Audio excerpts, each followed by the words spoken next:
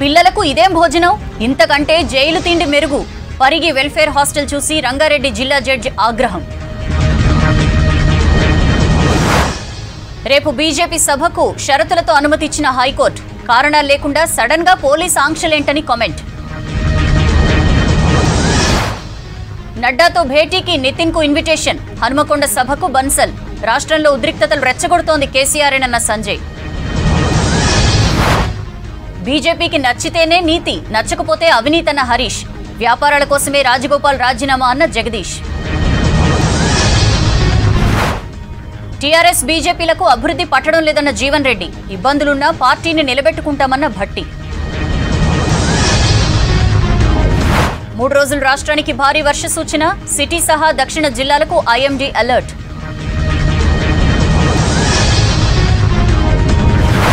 ఏపీలో ఇక నుంచి ప్లాస్టిక్ ఫ్లెక్సీలపై నిషేధం. పర్యావరణం కోసం క్లాత్ బ్యానర్లు వాడాలన్న జగన్.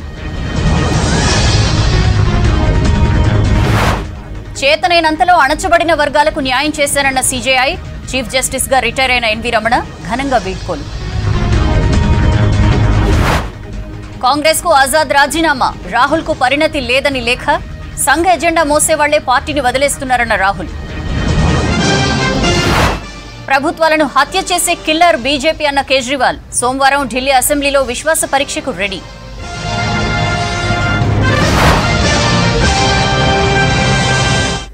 డీటెయిల్స్ కొద్దాం. హైకోర్టు అనుమతితో రేపటి బీజేపీ సభకు అంతా రెడీ అయింది. మధ్యాహ్నం 12:40 హైదరాబాద్ కు రానున్న జేపీ నడ్డాను ఎయిర్పోర్ట్లో నితిన్ కలవనున్నారు.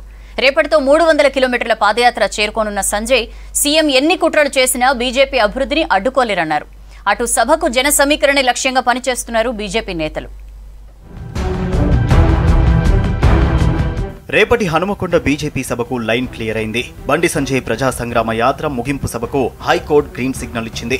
సభకు అనుమతిపై బీజేపీ దాఖలు చేసిన లంచ్ మోషన్ పిటిషన్పై విచారణ జరిపింది హైకోర్టు. ఇరు వర్గాల వాదనలు విన్న న్యాయస్థానం సభకు షరతులతో కూడిన అనుమతి ఇచ్చింది. ప్రభుత్వం తరఫున వాదనలు వినిపించారు అడ్వకేట్ జనరల్. రేపు ఆర్ట్స్ కళాశాలలో ఎగ్జామ్స్ ఉన్నాయని కోర్టుకు తెలిపారు. అందుకే సభకు ప్రిన్సిపల్ అనుమతి నిరాకరించారన్నారు. విద్యార్థులకు ఇబ్బందులు ఎదురవుతాయని సభకు అనుమతి నిరాకరించారని తెలిపారు. కళాశాలకు ఒకటే ఎంట్రెన్స్ ఉన్నందున ఇబ్బంది అవుతుందన్నారు అడ్వకేట్ జనరల్. ఎగ్జామ్ కు సంబంధించి 2 గేట్లున్నాయని కోర్టుకు తెలిపారు బీజేపీ తరఫు న్యాయవాది రచనారెడ్డి. 23న సభకు అనుమతి కోరినప్పుడు ఎటువంటి అభ్యంతరం చెప్పలేదని కోర్టు దృష్టికి తెచ్చారు. ఇరు వర్గాల వాదనలు విన్న హైకోర్టు ఇటీవల ఆర్ట్స్ కాలేజీ గ్రౌండ్ లో జరిగిన కొన్ని ప్రభుత్వ కార్యక్రమాలపై ఆరా తీసింది.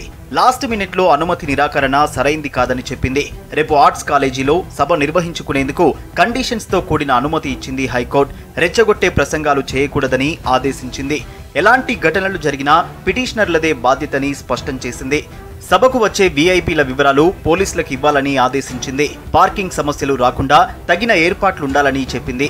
సభకు సంబంధించి బీజేపీ నుంచి అండర్టేకింగ్ తీసుకోవాలని చెప్పింది హైకోర్టు. సభ గురించి జడ్జి గారు కూడా క్లియర్ గా ఇటువంటి ఇష్టం వచ్చినప్పుడు ఇచ్చిన నోటిఫికేషన్స్ హుటాహుటిగా మీరు యూనివర్సిటీ ప్రిన్సిపల్ ద్వారా ఇప్పించిన రిజెక్షన్ క్యాన్సిలేషన్స్ పనికిరావు. సభ ఎలాగుందో అలాగే జరగాలి. ఎందుకంటే లా అండ్ ఆర్డర్ మీ రెస్పాన్సిబిలిటీ. పీస్ఫుల్గా కండక్ట్ అవుతున్న సభను మీరు ఆపడానికి వీల్లేదు. And we are very very very thankful to him. CM KCR కుటుంబంపై వస్తున్న ఆరోపణలను పక్కదోవ పట్టించేందుకే బండి సంజయ్ పాదయాత్రకు అడ్డంకులు సృష్టిస్తున్నారని ఆరోపించారు బీజేపీ నేత రామచంద్రరావు. బీజేపీని రాజకీయంగా ఎదుర్కోలేకే నేతలను అరెస్టు చేస్తున్నారన్నారు. ధర్నా చౌక్ లో ధర్నాలు చేయలేని పరిస్థితి ఏర్పడిందన్నారు. ఒక నియంత్రణ పాలన, మేమేం పరిపాలించాలి, మమ్మల్ని ఎవరు వ్యతిరేకించదు, మా వ్యతిరేకంగా ఎవరు మాట్లాడొద్దు అనేటువంటి ధోరణి టీఆర్ఎస్ ప్రభుత్వంలో టీఆర్ఎస్ నేతల్లో ఉన్నది. ఆ భారతీయ జనతా పార్టీ ఏ కార్యక్రమం తీసుకున్నా కూడా హౌస్ అరెస్ట్లు. రేపు మధ్యాహ్నం 12:40 శంషాబాద్ కు సతీ సమేతంగా చేరుకోనున్నారు బీజేపీ జాతీయ అధ్యక్షుడు జేపీ నడ్డా. నోవాటెల్లో విశ్రాంతి తర్వాత హెలికాప్టర్లో వరంగల్ చేరుకుంటారు. సతీ సమేతంగా భద్రకాళి అమ్మవారి ఆలయంలో ప్రత్యేక పూజలు చేయనున్నారు నడ్డా. ఆ తర్వాత 4:10 నుంచి 5:40 వరకు పాదయాత్ర ముగింపు సభలో పాల్గొననున్నారు. సభ తర్వాత హైదరాబాద్ చేరుకోనున్న నడ్డా సాయంత్రం 6:30 శంషాబాద్ నుంచి ఢిల్లీకి వెళ్తారు.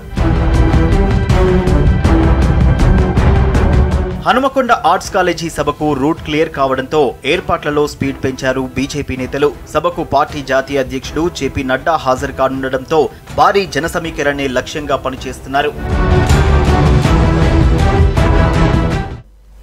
లిక్కర్ స్కామ్ పై దేశవ్యాప్తంగా చర్చ జరుగుతోందన్నారు BJP state chief Bandi Sanjay. High court ఆదేశాలను స్వాగతిస్తున్నామని చెప్పారు. సభను అడ్డుకునేందుకు కేసీఆర్ కుట్రలు చేశారని ఆరోపించారు. మరోవైపు సంజయ్ పాదయాత్రలో ఉద్రిక్తత చోటు చేసుకుంది. లిక్కర్ స్కామ్ బయటకు రాకుండా పాదయాత్రను అడ్డుకునే ప్రయత్నం చేశారన్నారు నేతలు. బీజేపీ కార్యక్రమాలను అడ్డుకునేందుకు సీఎం కేసీఆర్ అనేక కుట్రలు చేస్తున్నారన్నారు BJP state chief Bandi Sanjay. High court ఆదేశాలను స్వాగతిస్తున్నామన్న సంజయ్ లిక్కర్ స్కామ్ పై దేశవ్యాప్తంగా చర్చ జరుగుతోందన్నారు. నిర్బంధాలకు వ్యతిరేకంగా హన్మకొండ సభకు కార్యకర్తలు భారీగా వస్తున్నారన్నారు సంజయ్. మా లీగల్ సెల్ టీం హైకోర్టును ఆశ్రయించడంతో కోర్టు మాకు అనుకూలంగా తీర్పిచ్చింది. అయినప్పుడు కూడా మళ్ళా అప్పీల్ కూడము ఎట్టి బస్సులో యాత్ర జరగకుండా యాత్ర జరిగితే ముఖ్యమంత్రి కుటుంబం మీద వచ్చిన ఆరోపణల చర్చ జరుగుతుంది. భారతీయ జనతా పార్టీ తెలంగాణ రాష్ట్ర ప్రజలకు ఈ విషయాన్ని స్పష్టం చేయదలిచింది. దేశవ్యాప్తంగా ఇలా చర్చ జరుగుతుంది. అంతకుముందు పాదయాత్రలో మాట్లాడారు సంజయ్. పాదయాత్రలో ఎక్కడా రెచ్చగొట్టే వ్యాఖ్యలు చేయలేదన్నారు. తన కుటుంబం మీద వస్తున్న ఆరోపణలను డైవర్ట్ చేసేందుకు సీఎం ప్రయత్నం చేస్తున్నారన్నారు. మునావర్ ఫారూఖీని ఆహ్వానించి రెచ్చగొట్టిందెవరని ప్రశ్నించారు. కేసీఆర్ ను నిజాం ఆవహించాడన్నారు సంజయ్. నిజాంకు పట్టిన గతే కేసీఆర్ కు పడుతుందన్నారు. రెచ్చగొట్టే ఉపన్యాసాలు ఏ రెచ్చగొట్టే ఉపన్యాసాలు ఇచ్చారు? మునవర్ ఫారూక్ ని వడకచ్చుడే రెచ్చగొట్టాడు. ఫస్ట్ కేవలము ఆయన కుటుంబం మీద వస్తున్న ఆరోపణలు ప్రజల దృష్టి మళ్లించడానికి ఈ కుట్ర యత్నాలు కుట్ర చేస్తున్న రాష్ట్ర ముఖ్యమంత్రి కుటుంబం. 8వ నిజాం నేనే అని చెప్పి అలా నిరూపికు మీరు ఎవరు చూడే ఇప్పుడు చూపడుతున్నా 8వ నిజాం దమ్మెందో చూపడుతున్నా అంటున్నాడు. చూస్తాం. బండి సంజయ్ పాదయాత్రలో తీవ్ర ఉద్రిక్తత నెలకొంది. జనగామ జిల్లా జాఫర్గఢ్ మండలం కూనూరు దగ్గర పాదయాత్రను అడ్డుకునే ప్రయత్నం చేశాడు టీఆర్ఎస్ కార్యకర్త రాజు. సంజయ్ గో బ్యాక్ అంటూ నినాదాలు చేశాడు. రాజును నిలువరించే ప్రయత్నం చేశారు బీజేపీ కార్యకర్తలు. పరిస్థితిని అదుపులోకి తెచ్చేందుకు పోలీసులు లాఠీచార్జ్ చేశారు. పోలీసుల లాఠీచార్జ్లో బీజేపీ నాయకులకు గాయాలయ్యాయి. దివ్యాంగుల పట్ల ప్రతి ఒక్కరూ బాధ్యతాయుతంగా వ్యవహరించాలన్నారు కేంద్ర మంత్రి కిషన్ రెడ్డి. దివ్యాంగులకు 3% ఉన్న రిజర్వేషన్ 4% పెంచామన్నారు.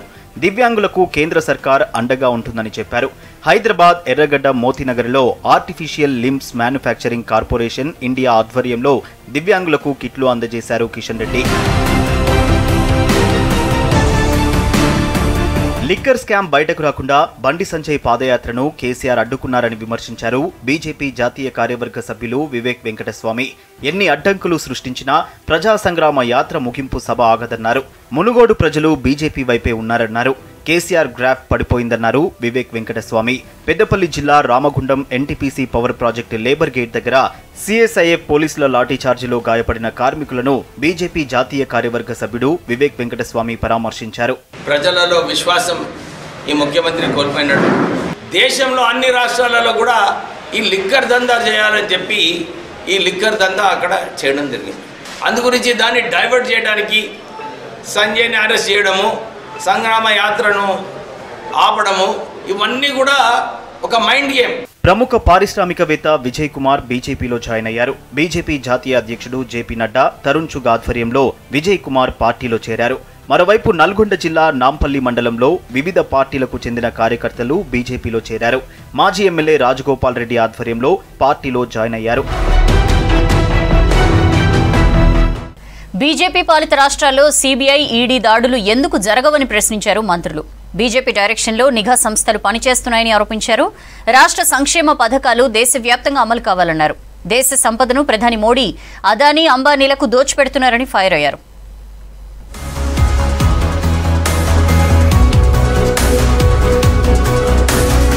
లిక్కర్ స్కామ్లో ఎమ్మెల్సీ కవిత మీద వచ్చిన ఆరోపణలపై స్పందించారు మంత్రి హరీష్ రావు. సీబీఐ నోటీసులు ఇస్తుందని బీజేపీ ఎంపీ ఎలా చెప్తారని ప్రశ్నించారు. దీన్ని బట్టే బీజేపీ డైరెక్షన్లో నిఘా సంస్థలు పనిచేస్తున్నాయని అర్థమవుతుందన్నారు. బీజేపీ, సీబీఐ కలిసి ప్రతిపక్షాలను ఇబ్బంది పెడుతున్నాయన్నారు. బీజేపీ పాలిత రాష్ట్రాల్లో సీబీఐ, ఈడీ దాడులు ఎందుకు జరగవని ప్రశ్నించారు హరీష్. బీజేపీ ఎంపీ ఢిల్లీలో మొన్న మాట్లాడినారు, నిన్న కూడా ఏం మాట్లాడుతున్నారు వారు? సిబిఐ నోటీసులు ఇస్తుంది అంటున్నారు. మరి మీరు ఏజెన్సీయా, ప్రభుత్వమా?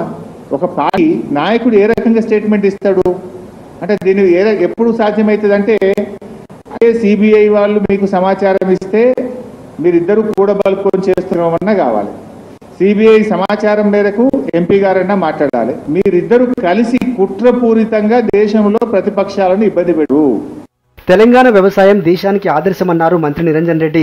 ప్రొఫెసర్ జయశంకర్ వ్యవసాయ విశ్వవిద్యాలయంలో జరిగిన నానో యూరియాపై అవగాహన సదస్సుకు మంత్రి నిరంజన్ రెడ్డి హాజరయ్యారు.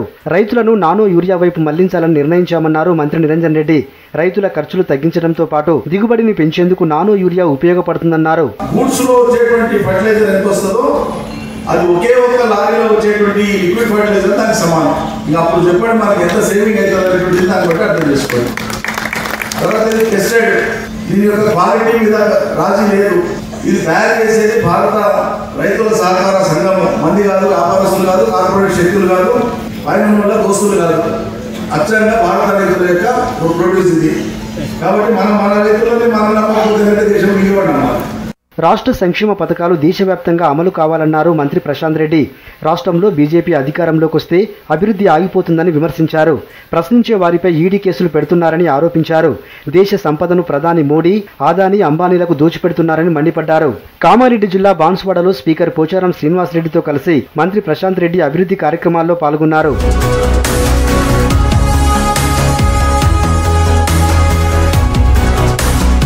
మునుగోడు అభివృద్ధిని రాజగోపాల్ రెడ్డి అడ్డుకుంటున్నారని విమర్శించారు మంత్రి జగదీష్ రెడ్డి. రాజగోపాల్ రెడ్డి వ్యాపారాల కోసమే రాజీనామా చేశాడని ఆరోపించారు. రాజగోపాల్ రెడ్డికి మునుగోడు ప్రజలు బుద్ధి చెప్పాలన్నారు. రాజగోపాల్ రెడ్డి బీజేపీలో చేరి మరింత ద్రోహం చేశారని మండిపడ్డారు. నల్లగొండ జిల్లా ముష్టిపల్లి గ్రామంలో మంత్రి జగదీష్ రెడ్డి ఆధ్వర్యంలో కాంగ్రెస్ కార్యకర్తలు టీఆర్ఎస్ లో చేరారు. మునుగోడు నియోజకవర్గం యొక్క అభివృద్ధిని అడ్డుకునే పనిలో ఉన్నాడు తప్ప రాజగోపాల్ రెడ్డి ఆయన కుటుంబ అభివృద్ధి కొరకు పనిచేసుకుంటున్నాడు. ఆయన వ్యాపారాల అభివృద్ధి కొరకు పనిచేస్తున్నాడు తప్ప వాటి కొరకు రాజీనామా చేశాడు తప్ప ప్రజల కొరకు కాదు అనే విషయం మనందరూ కూడా స్పష్టంగా అర్థమైంది. బీజేపీలో చేరి మరింత పెద్ద ద్రోహం చేస్తున్నాడు రాజగోపాల్ రెడ్డి. కాబట్టి అందుకే మరి అటువంటి రాజగోపాల్ రెడ్డిని చిత్తుగా ఓడగొట్టాలని చెప్పి దాని నిరసనగా మరి గ్రామాలన్నీ కదిలి రావాలి.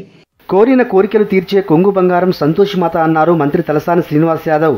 రాణిగంజ్ జీరాలోని సంతోషిమాత అమ్మవారిని దర్శించుకుని ఆలయంలో ప్రత్యేక పూజలు చేశారు. శ్రావణ మాసం చివరి శుక్రవారం రోజున ఏటా ఆలయంలో ప్రత్యేక పూజలు, అభిషేకాలు, హోమాలు, పెద్ద ఎత్తున అన్నదానం నిర్వహిస్తారని తెలిపారు మంత్రి.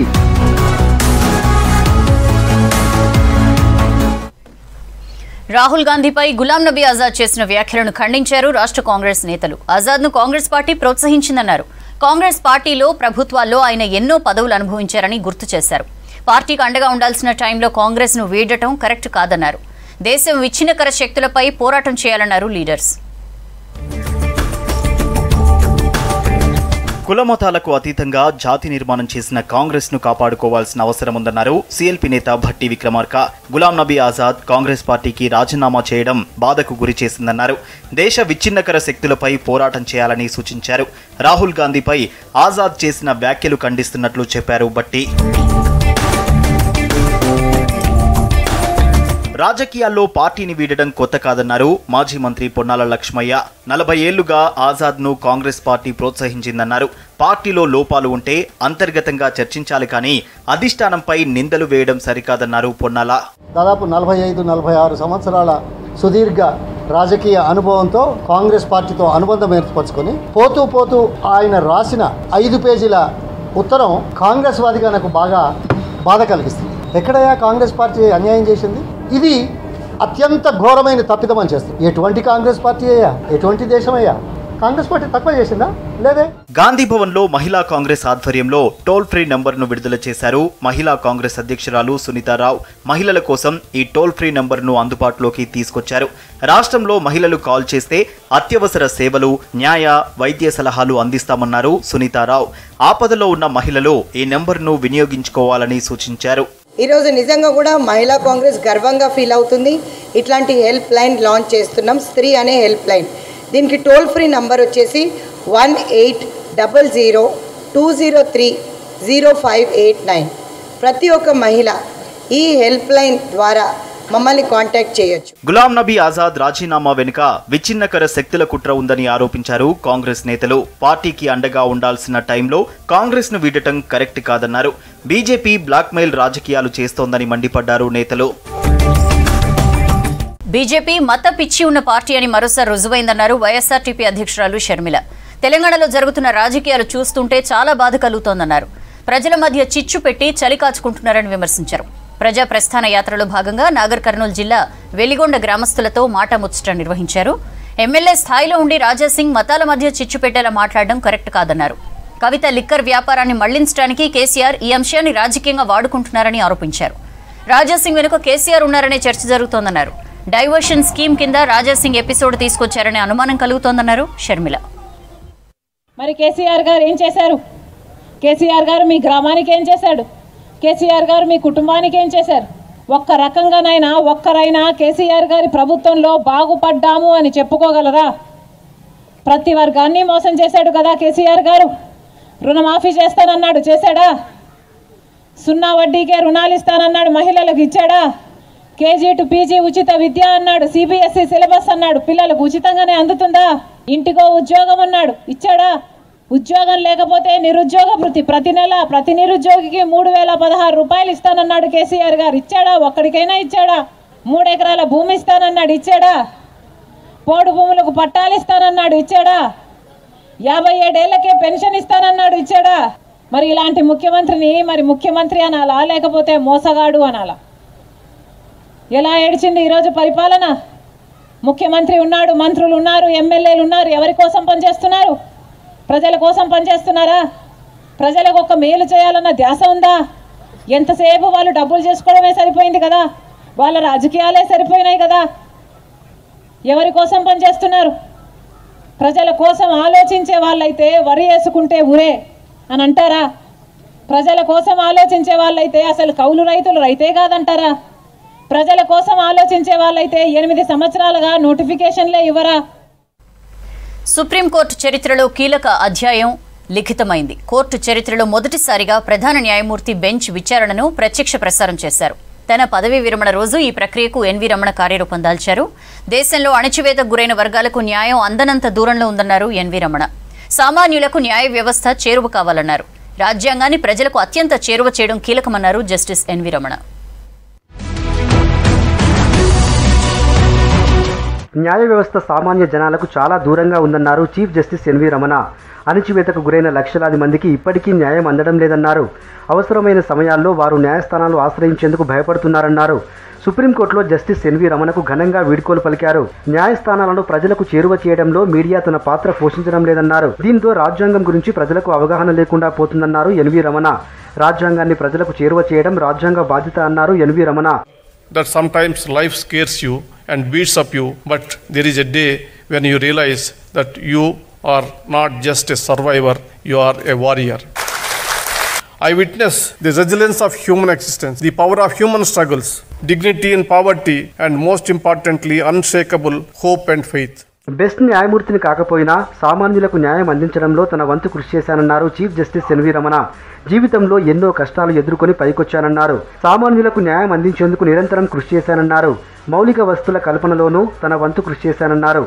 కేసుల పరిష్కారంలో కొత్త ఒరవడిని తీసుకొచ్చానన్న రమణ కొలీజియంతో కలిసి మొత్తం 255 మంది జడ్జీలను సిఫార్సు చేశామన్నారు. తన చివరి శ్వాస వరకు రాజ్యాంగ పరిరక్షణ కోసం కృషి చేస్తానన్నారు. తన పదవీ కాలంలో సొలిసిటర్ జనరల్ తుషార్ మెహతా సహకారం మర్చిపోలేనిదన్నారు justice N V Ramana. The need of the hour is the Indianization of our legal system. When I say Indianization, I mean the need to adapt to the practical realities of our society and localize our judicial delivery system. We got 15 new chief justices of various high courts during the same period. This process is a reflection of the coherence and determination of the judges to strengthen our institution to further the goal of justice. రాజ్యాంగ ధర్మాసనం ఏడాది పొడవునా పనిచేసేందుకు నిరంతరం కష్టపడతామన్నారు. కాబోయే supreme court chief justice EU Lalit 74 రోజుల పదవీ కాలంలో కేసుల జాబితా, అత్యవసర అంశాల ప్రస్తావన, రాజ్యాంగ ధర్మాసనాల్లో 3 రంగాలపై దృష్టి సారిస్తానన్నారు. కేసుల జాబితాను వీలైనంత సులభతరం చేయాలన్నారు.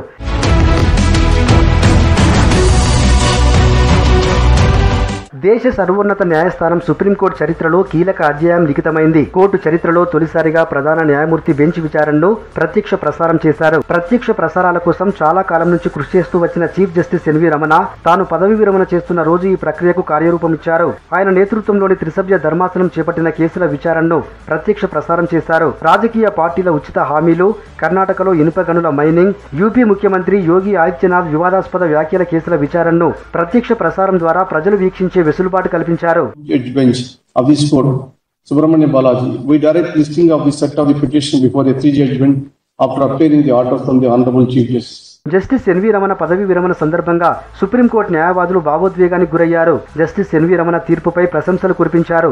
సీజేఐగా ఉన్నత ప్రమాణాలు నెలకొల్పారని కొనియాడారు. న్యాయ వ్యవస్థకు జస్టిస్ ఎన్వి రమణ చేసిన సేవలు మరవలేనివని పేర్కొన్నారు. కార్యనిర్వాహక, పార్లమెంటరీ, న్యాయ వ్యవస్థల మధ్య సమతూకం పాటించారంటూ సీనియర్ న్యాయవాది దుష్యంత్ దవే అన్నారు. ఈ సందర్భంగా ఆయన తీవ్ర భావోద్వేగానికి గురయ్యారు. కష్టకాలంలోనూ వ్యవస్థల మధ్య సమతూకం పాటించారంటూ మరో సీనియర్ న్యాయవాది కపిల్ సిబల్ ప్రశంసించారు. హైకోర్టుల్లో 224 మంది న్యాయమూర్తుల ఖాళీలను భర్తీ చేసినట్లు అటార్నీ జనరల్ కేసీ వేణుగోపాల్ గుర్తు చేశారు. న్యాయ విభాగంలో కర్త మాదిరిగా తన విధులు నిర్వర్తించారని సొలిసిటర్ జనరల్ తుషార్ మెహతా అన్నారు. జస్టిస్ ఎన్వి రమణ పదవి విరమణ న్యాయ వ్యవస్థలకు తీరని లోటని అన్నారు.